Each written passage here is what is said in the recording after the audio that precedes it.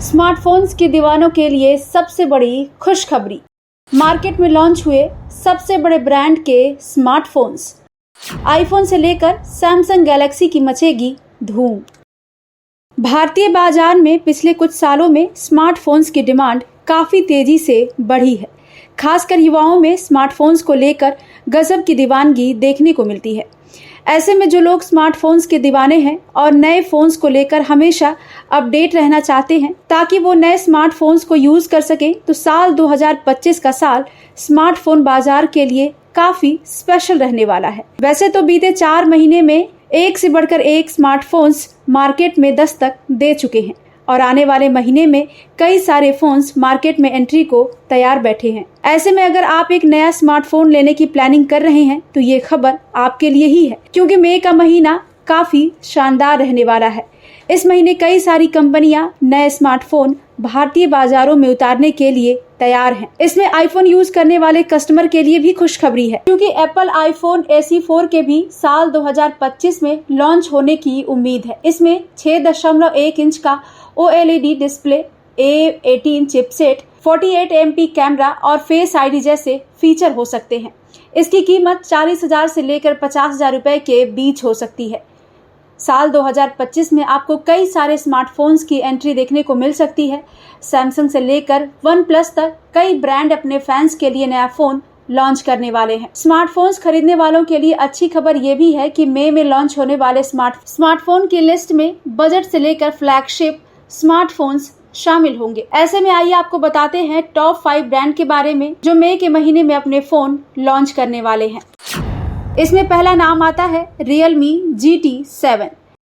अगर आप एक सॉलिड गेमिंग स्मार्टफोन की तलाश में हैं, तो आपको बता दें कि Realme मई के महीने में Realme GT7 को लॉन्च करने की प्लानिंग कर रही है। इस स्मार्टफोन में MediaTek Dimensity 94+ चिपसेट के साथ 16 GB तक की रैम और 1 TB तक की स्टोरेज मिल सकती है। आउट ऑफ द बॉक्स ये फोन Android 15 पर रन करता है। ये एक हाई एंड गेमिंग स्मार्टफोन है जो Realme GT सीरीज का नया मॉडल है। भारत में Realme GT7 की कीमत 34,999 रुपए से शुरू होती है, जो इसे मिड प्रीमियम स्मार्टफोन सेगमेंट में एक मजबूत दावेदार बनाती है। हाल ही में इस फोन को चीन के 3C सर्टिफिकेशन प्लेटफॉर्म पर लिस्टेड देखा गया था। सबसे पहले इसे चाइना मार्केट में ही लॉन्च किया जाना है, इसके बाद ही इंडिया में इसकी लॉन्चिंग होगी।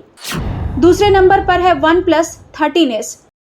दुनिया की बड़ी कंपनियों में से एक OnePlus भी मई के महीने में अपना नया फोन लॉन्च करने वाली है।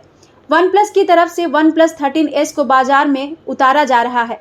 इस स्मार्टफोन में स्नैपड्रैगन 9 एलीट चिपसेट हो सकता है। डेली रूटीन वर्क के साथ गेमिंग जैसे हैवी टास्क में ये फोन आपको शानदार परफॉर्मेंस देगा। पहले कंपनी चीन में OnePlus 13 सीरीज के तहत OnePlus 13T को लॉन्च करेगी।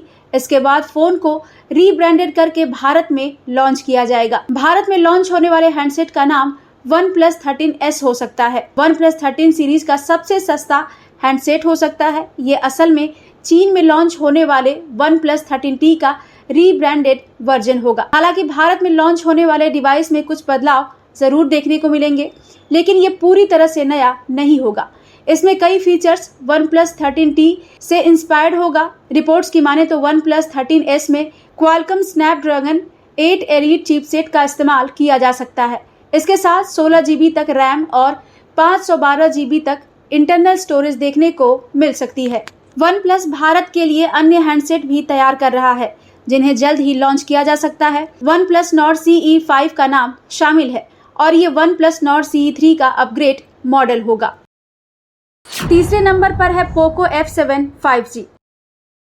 मई के महीने में पोको की तरफ से भी नया स्मार्टफोन देखने को मिलेगा, जो कि Poco F7 हो सकता है। इस स्मार्टफोन में स्नैपड्रैगन 8S Gen 4 चिपसेट हो सकता है। इसके साथ ही इसमें 16 GB तक की बड़ी रैम मिल सकती है। फोन में 6.8 इंच की एमोलेड स्क्रीन के साथ 7,550 mAh की बड़ी बैटरी मिल सकती है, जो कि 90 वॉट फास्ट चार्जिंग को सपोर्ट करेगी।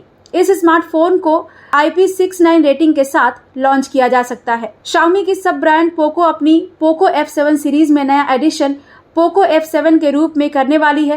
कंपनी कथित तौर पर फोन के ग्लोबल रिलीज की तैयारी कर रही है। सीरीज में इससे पहले प्रो और अल्ट्रा मॉडल लॉन्च हो चुके हैं। पोको F7 के रिलीज से पहले इसकी बैटरी कैपेसिटी के बारे में एक बड़ा अपडेट भी सामने आ रहा है। फोन में कंपनी इसके भारतीय और चाइनीज वेरिएंट्स की तुलना में बैटरी कैपेसिटी को काफी घटा सकती है। पोको F7 को लेकर इससे पहले कई दावे किए जा चुके हैं। फोन Redmi Turbo 4 Pro का रीब्रांडेड वर्जन बताया जा रहा है। इसमें एमोलेड डिस्प्ले जैसे फीचर्स चर्चा में हैं। ऐसे में पोको F7 फोन जल्द ही ग्लोबल मार्केट में दस्तक दे सकता है। फोन के लॉन्च से पहले इसके ग्लोबल वर्जन के बारे में एक बड़ा अपडेट भी सामने आया है। एक्सपर्ट्स की रिपोर्ट की माने तो पोको F7 का ग्लोबल वर्जन भारतीय और चाइनीज वेरिएंट्स के मुकाबले कम बैटरी कैपेसिटी के साथ रिलीज होगा। भारतीय और चाइनीज वेरिएंट्स में इस फोन को हाल ही में सिंगापुर का एक सर्टिफिकेशन भी मिला है। चौथे नंबर पर है iQOO Neo 10mg। Biggest smartphone maker company iQOO मई में एक नया स्मार्टफोन लॉन्च करने वाली है। iQOO की तरफ से iQOO Neo 10mg को लॉन्च किया जा सकता है। iQOO की तरफ से आने वाला ये स्मार्टफोन एक हाई एंड स्पेक्स वाला स्मार्टफोन होगा। इसमें OLED डिस्प्ले के साथ 120 वॉट की फास्ट चार्जिंग देखने को मिल सकती है। इसमें बड़ी बैटरी होती है जो लंबे समय तक चलती है। स्मार्टफोन के कैमरा सेटअप की बात करें तो इसमें 50 MP के सोनी OIS मेन कैमरा के साथ 8 MP का अल्ट्रा वाइड लेंस दिया गया है। इसके लिए रियर कैमरा सेटअप में डुअल कैमरा सेंसर दिया गया है। सेल्फी और वीडियो कॉल के लिए डिवाइस में 32 MP का फ्रंट कैमरा भी मौजूद है। इसमें AI based camera enhancement features हैं और ये 4K 60 FPS वीडियो रिकॉर्डिंग को सपोर्ट करता है। ये फोन Android 15 बेस्ड फाउंटच OS पर कार्य करेगा, जिसके साथ 3 साल के एंड्रॉइड अपडेट और 4 साल के सिक्योरिटी पैच मिलेंगे। कुल मिलाकर आपको बता दें कि iQOO Neo 10mg एक ऐसा स्मार्टफोन है जिसमें 5G कनेक्टिविटी और गेमिंग के लिए बेहतर परफॉर्मेंस के साथ अन्य फीचर्स भी शामिल हैं। ये फोन iQOO ब्रांड का हिस्सा है जो कि गेमिंग स्मार्टफोन बनाने के लिए जाना जाता है। इसमें शक्तिशाली प्रोसेसर और ग्राफिक्स कार्ड होता है जो गेमिंग को बेहतर बनाता है।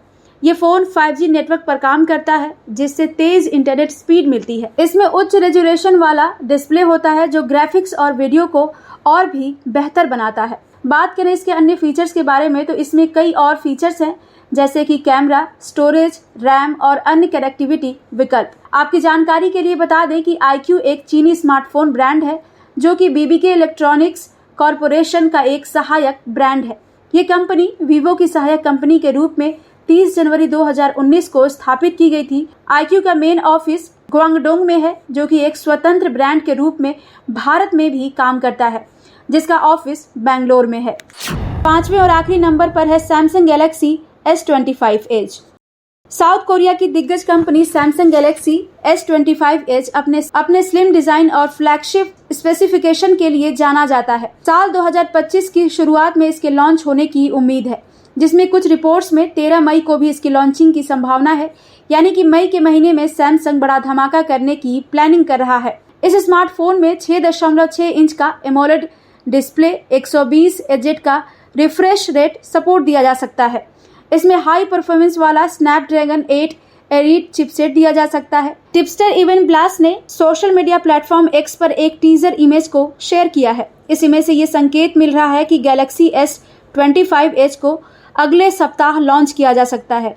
इस इमेज की टैगलाइन बियॉन्ड स्लिम है, जिससे ये पता चल रहा है कि गैलेक्सी S25 एज हो सकता है। इस स्मार्टफोन का डिजाइन अल्ट्रा थिन होने की अटकलें हैं। हालांकि शुरुआत में ये स्मार्टफोन मार्केट्स में उपलब्ध कराया जा सकता है। इसका selfie camera Galaxy S25 series के अन्य मॉडल्स के समान हो सकता है। ये डिवाइस Android 15 पर आधारित One UI 7 पर चलेगा। इसमें 12 GB रैम और 256 GB या 512 GB स्टोरेज हो सकता है। कलर ऑप्शन में titanium, IC blue, titanium jet black, titanium silver शामिल होने की उम्मीद है। ये फोन पहले चीन और दक्षिण कोरिया में लॉन्च होगा। इसके बाद भारत और अन्य बाजारों में इसकी दस्तक होगी। सैमसंग का इंतजार कई महीनों से किया जा रहा है। सैमी गुरु की रिपोर्ट में कहा गया है कि गैलेक्सी S25 एज में गैलेक्सी S25 अल्ट्रा के समान 200 मेगापिक्सल का प्राइमरी कैमरा दिया जा सकता है। इसके अलावा 12 मेगापिक्सल का अल्ट्रा वाइड एंगल कैमरा और एक LED फ्लैश हो सकता है। इससे पहले सैम मोबाइल ने एक रिपोर्ट में बताया था कि गैलेक्सी S25 एज में एल्युमिनियम का फ्रेम होगा। हालांकि इसका बैक पैनल सेरेमिक या सेरेमिक में फ्यूज्ड ग्लास का हो सकता है। इस मटेरियल से स्मार्टफोन की ड्यूरेबिलिटी में सुधार होगा और इस भार को कम किया जा सकेगा। साथ ही कंपनी के फोल्डेबल स्मार्टफोन्स की अगली सीरीज जुलाई में लॉन्च की जा सकती है। बात करें इसकी कीमत की तो 256 GB मॉडल की कीमत 1,03,000 रुपए और 512 GB मॉडल की कीमत 1,14,000 रुपए हो सकती है। तो अगर आपको भी इन ब्रांड्स का इंतजार था और नए फोन को लेकर आपके अंदर भी जोश और जुनून है, तो आपका इंतजार अब खत्म हो चुका है। अगर आप नए फोन के इंतजार में थे तो मई का महीना आपके लिए काफी शानदार रह सकता है और आप नए फोन खरीदकर अपने जुनून को इन ब्रांड्स के साथ पूरा कर सकते हैं। ये तो रही उन ब्रांड्स की बात जो नए स्मार्टफोन को लॉन्च करने वाले हैं, लेकिन इसके अलावा हम आपको बता दें कि भारत की ओर से निर्यात की जाने वाली सबसे बड़ी कमोडिटी बन गई है। ये जानकारी सेलुलर एंड इलेक्ट्रॉनिक्स एसोसिएशन की ओर से साझा की गई है। फाइनेंशियल ईयर साल 2025 में भारत ने अब तक सबसे अधिक 2 लाख करोड़ रुपए के स्मार्टफोन का निर्यात किया है। इसमें सालाना आधार पर 55% की वृद्धि देखने को मिली है। Bureau report, prime news.